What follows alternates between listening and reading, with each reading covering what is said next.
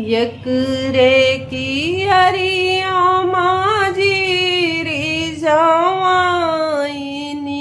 एकरे की अरिया मधान हो एकरे की अरिया मठाड़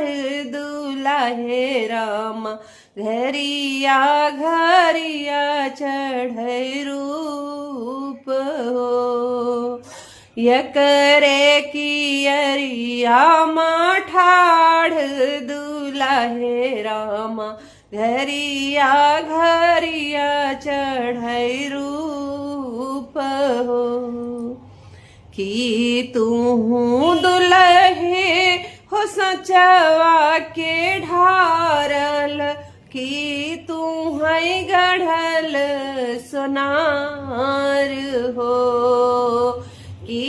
तू है दुलहे हो राम संवार घरिया घरिया चढ़ै रूप हो नाही हम दुलहिनी सचवा के ढारल नाही हम गढ़ल सोनार हो दादी शुक्लाइन रानी असी कैसार घरिया घरिया चढ़ै रूप हो।